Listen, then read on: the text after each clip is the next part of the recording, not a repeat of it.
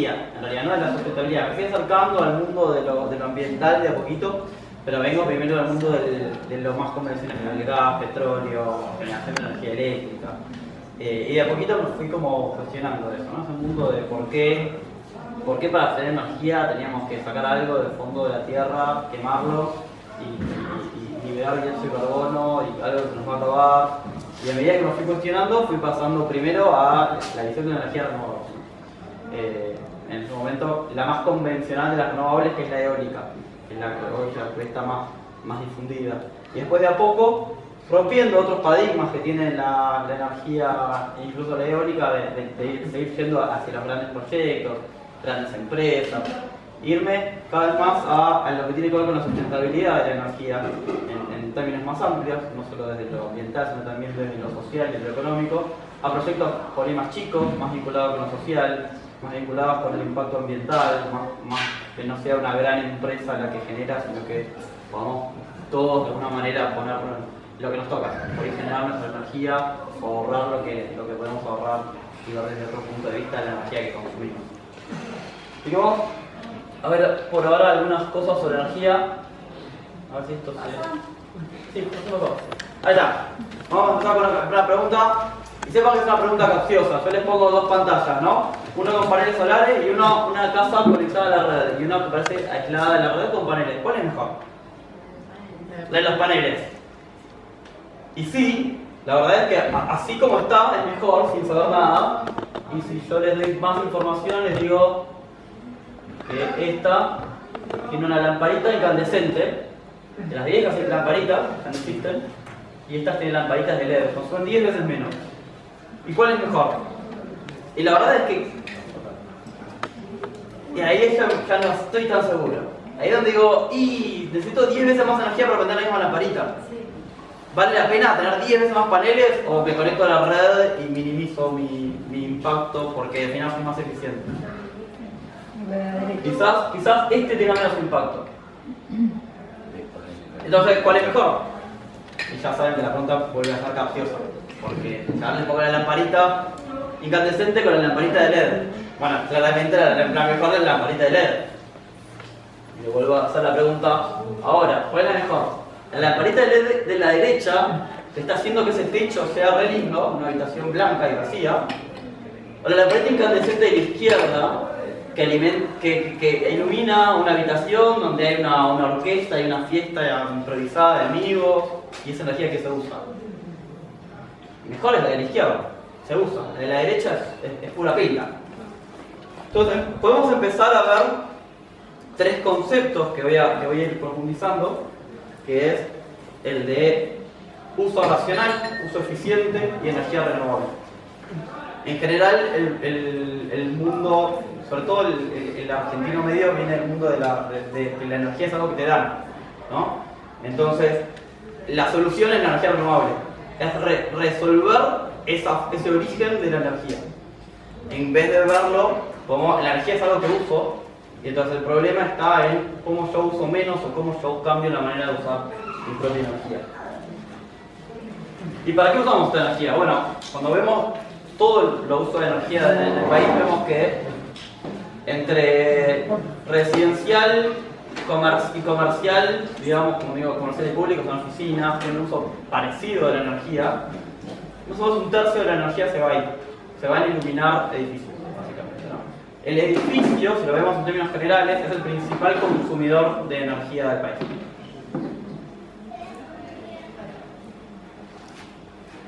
Y dentro de los residenciales, ¿para qué lo usamos? La mayor parte lo usamos para calefacción. Después tenemos agua caliente sanitaria, que acá hicieron bien en separar lo que es el consumo para calentar el agua y lo que es el consumo del piloto. Está prendido todo el día, pero solo lo usamos muy pocas horas. Cocción, heladera es un consumo muy importante y es donde también tenemos una oportunidad de ahorro interesante. Iluminación, refrigeración parece poco, pero en realidad es un promedio. La respuesta es, la verdad es que la mayoría de las casas no tienen aire acondicionado, por eso es que aparece muy poco la refrigeración en el peso promedio. Pero en las casas que sí lo tienen es un consumo más importante. Iluminación 3%. Y ahí donde nos quedan ciertos sesgos, ¿no? Hablamos de la luz, se corta la luz.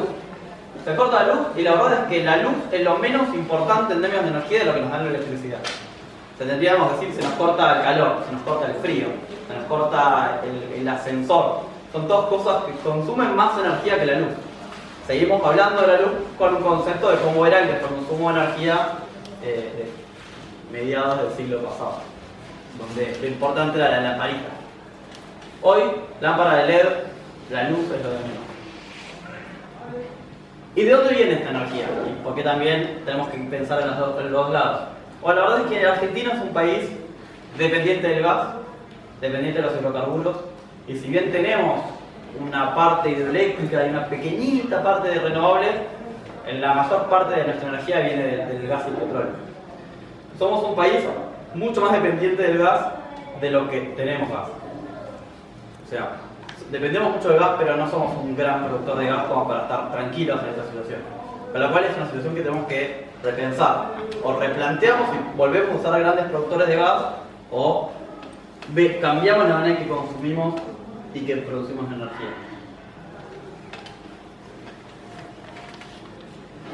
Y una cosa importante es, este consumo de energía vale para los que tenemos acceso a la energía. Y cuando miramos el país en general, hay una proporción importante que no tiene acceso a la electricidad, más o menos 2,1 millones de personas en el país no tienen acceso a la electricidad. Y sobre todo mucha población no tiene acceso a gas de red. Y acá es una cuestión también de costos, de precio y de rendimiento. Tener que comprar garrafas es mucho más caro y mucho más complejo que comprar gas de red. Con lo cual también hay una cuestión de solidaridad en la argentinos de ver para qué usamos la energía cuando precisamente, aparte que son las provincias más pobres, las localidades más pobres son las que terminan pagando más por la energía. Pregunta, ¿qué sería LAC? Me perdí. Argentina, LAC. Latinoamérica y Caribe. Otro tema también, elecciones confiables. De hecho hoy, en este momento, la última vez que me fui de mi casa se me había cortado la luz. Esto es algo que pasa recurrentemente, es una de las razones por las cuales muchas personas dicen, bueno, y se pongan energía renovable, es una solución interesante a veces, no siempre. Pero sí es un problema que tenemos que enfrentar desde Argentina. Y otro tema es el costo, las tarifas. Las tarifas están aumentando muchísimo, no porque sea un tarifazo, sino porque es un sinceramiento de costos reales de generación, pero hoy está entre 2 y 2 pesos con 50 el kilovatio hora. Un kilovatio hora es una plancha planchando 1 hora, si lo quieren ver de alguna manera, ¿no? Eso es 1 hora de plancha. Que puede parecer poco, pero cuando lo sumamos en todas las cosas que consumen energía todo el día, termina siendo un montón. Y ahí también hay que tener en cuenta todas las cosas en las que usamos energía y la usamos bien, y todas las cosas en las que desperdiciamos energía. Por ahí la plancha no es el caso, pero hay un caso interesante en un pueblo, no me acuerdo dónde era, pero que tenían problemas eléctricos en algunos días, aparecían problemas eléctricos en algunos días puntuales y no entendían por qué. Resulta que eran los días antes de los actos de la escuela, donde todas las madres les planchaban los guardapolvos a los chicos el día anterior y saltaba la red eléctrica. Entonces al final, por ahí sí, en ese caso, planchar era un lujo que podían decir, bueno, que vaya con el guardapolvo robado, no está bien nada. Tampoco la generación es amigable con el medio ambiente. La verdad es que la energía es el principal fuente de emisiones de gases de efecto invernadero, si lo sumamos con la energía consumida en transporte. Pero es el principal emisor de gases de efecto invernadero, seguido de la agricultura y la ganadería del país, ¿no? Entonces, al final, nos podemos considerar como producción un país de agricultura y ganadería, pero del lado de las emisiones somos un país energético. Somos un país que emite por generar energía. En definitiva, tenemos que la manera en que consumimos, la manera en que generamos energía hace que generemos efecto de cambio de efecto invernadero o cambio climático, que tengamos que importar combustibles, esto es caro a nivel nacional, que nos falte energía en los momentos más críticos, que es la típica ola de calor en verano, se corta la luz, y que en medio tenemos que cortar ríos y contaminar el aire para hacer todo eso, ¿no? Por ahí es un absurdo que, como no lo vemos entero la película, lo vemos de pedacitos, no entendemos toda esta dinámica y todo lo que hay detrás del consumo de energía. Entonces, ¿qué podemos usar? Sobre todo, ¿qué podemos usar desde Palermo? Desde una ciudad. Como decía, la mayor parte del consumo viene en los edificios y dentro de los edificios la mayor parte del consumo viene en la calefacción. Empezar a entender eso nos da un poco de guía de hacia dónde ir. Y dónde es más eficiente intervenir y dónde es más barato también intervenir. Empezamos por lo que es el uso racional. Uso racional significa literalmente uso racional. No significa gastar menos energía y pasarla mal, no significa pasar frío, no significa privarse de nada. Significa usemos las cosas como corresponde. Y cuando pensamos en la cantidad de cosas que hacemos, vemos que hay un montón de energía que no la usamos para nada y que no es racional usarlo de esa manera. Segundo es eficiencia energética. La diferencia entre uso racional y la eficiencia energética, el primero es usar solo lo que queremos, y lo segundo es eso que queremos, usémoslo de la mejor manera posible, de la manera más eficiente posible. El primero es abrir la ventana, ahora les voy a dar más ejemplos, pero yo puedo entender claramente, generar el uso como si fueran lo mismo y son conceptos totalmente diferentes. El asunto está más vinculado a lo tecnológico, aunque empiezan a pasar tecnología de uso racional también. Por último, cuando ya uso más racionalmente posible la energía y cuando soy lo más eficiente que puedo usar, recién ahí empiezo a pensar en energías renovables. Y no al revés. Lo que pasa muchas veces es que agarran y dicen, tengo esta casa, ¿cómo le pongo energía solar? Y la respuesta es, si querés llenar el techo de paneles, no vale la pena. Repensá todo cómo consumís adentro y después lo que te falta, por ahí con 3 o 4 paneles resolvés los problemas clave que te están trayendo problemas. Por ejemplo, hoy se me pregunta, de nuevo, hoy se me preguntó algo. ¿Qué quiero tener hoy en mi casa? ¿Quiero tener la pava eléctrica, el horno eléctrico, el lavarropas? No, la verdad es que no. Pero me aterra la idea de volver a mi casa y no poder cargar el celular. O de no poder tener una luz en el baño. O de que se me pudre la comida en la heladera. Yo creo que con 100 watts resuelvo todos mis problemas si lo pienso bien. Y el resto, bueno, el día que tenga luz, lo uso, pero no es mi problema más crítico. Yo podría tener un sistema de energía renovable que solo me abastezca eso. Pero podemos repensar la manera en que consumimos la energía y para qué lo usamos. Entonces empecemos con algunas ideas de qué es el uso racional. El uso racional, como decía, es usar solo lo que necesitamos. La típica es apagar la luz al salir de la habitación. Dice, ¿cómo ahorramos energía? Apagar la luz al salir de la habitación. Sí, pero recordemos que la luz hoy es una componente muy chiquita del consumo general de energía que tenemos. Porque las luces son muy eficientes. Hay que apagarlas, sí, pero no vas a resolver el principal problema ahí. No abrir ventanas si hace mucho frío o mucho calor. Aislarnos del frío y del calor hoy es el principal tip que hay que tener para ahorrar la energía. Cuidar el agua, sobre todo el agua caliente. No dejar circular agua caliente o la típica es abro el agua caliente para que se caliente la ducha y me voy y vuelvo a los 10 minutos cuando ya este baño está calentito. No, esperemos 10 segundos a que caliente el agua y entramos a la ducha. O hacer una pava de mate por las dudas, es la típica. ¿Y vas a querer mate? Y no sé, por las dudas dejé la pava hecha. No, tardás 10 minutos que calentar el pava de mate. Hacela cuando la quieras tener. Y lo mismo con los famosos consumos vampiros. Cada vez tenemos más equipos que consumen energía porque sí, que no nos dan ningún valor. La televisión, el microondas con su relojito, cualquier cosa que tenga un puntito titilando está consumiendo energía. El cargador de celular enchufado, sin el celular. Todo. Y al final parece muy poca energía. ¿Consume cuánto? ¿1 watt? Bueno, pero acá son más los equipos. Yo creo que debo tener por lo menos 10 equipos conectados o conectables de ese tipo en mi casa. La computadora, si uno deja la computadora, tiene 4 o 5. El monitor, la computadora en sí misma, la impresora, el router, cada vez son más. Más o menos el 10% de la energía eléctrica que consumimos se va en consumo vampiro. En tener prendidos aparatos que no sirven para nada durante todo el día y que perfectamente podríamos decir, bueno, quiero usarlo ahora, lo prendo. no necesito tenerlo todo el tiempo prendido por las dudas. Y además, empiezan a aparecer tecnologías muy interesantes que nos ayudan en esto de tener un uso racional de energía. Sensores de movimiento en los pasillos, por ejemplo. Porque si yo prendo el interruptor me puedo olvidar, o lo puedo prender innecesariamente. Si yo tengo un sensor de movimiento, se prende solo, me ayuda, me da comodidad y además se apaga solo, con lo cual me olvidé de ese tema. Enchufes con interruptor.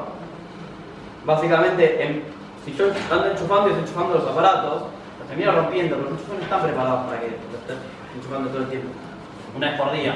Pero yo puedo tener un interruptor al lado. Y de hecho se empiezan a importar de Europa a Estados Unidos el interruptor que directamente prendo y apago lo que está enchufado en el enchufe. A la hora de pensar una habitación, tener los interruptores de luz a la vista y que sea de una zona lo más chica y práctica posible. A veces pasa, por ejemplo, en las oficinas. Llegar a una oficina, que todo el piso esté prendido porque hay una sola persona que sigue trabajando, pero bueno, no le puedes dejar esa luz prendida, hay que prender todo el piso o apagar todo el piso. Y cuando lo prendes, que esté en la llave térmica, le tiene que apagar el de mantenimiento, porque no vas a hacer que vayas a tocar la térmica. No, poner un interruptor a cada uno. Pensá de manera que puedas hacer un uso racional, que puedas prender solo la luz que necesitas. Termostatos, que cada vez son más comunes en equipos de aire acondicionado, pero también en calefacción eléctrica. Y otro tema que empieza a ser interesante es a qué hora consumo la energía. Yo puedo, la misma aplicación, hacerla a las 4 de la mañana cuando nadie consume energía o a las 8 de la noche cuando están todos prendiendo la luz. Eso no tiene tanto que ver con la cantidad de energía que consumo, pero si yo consumo en un horario donde nadie más está consumiendo, hago que el sistema eléctrico genere de una manera más pareja y más eficiente. Entonces también no se corta la luz.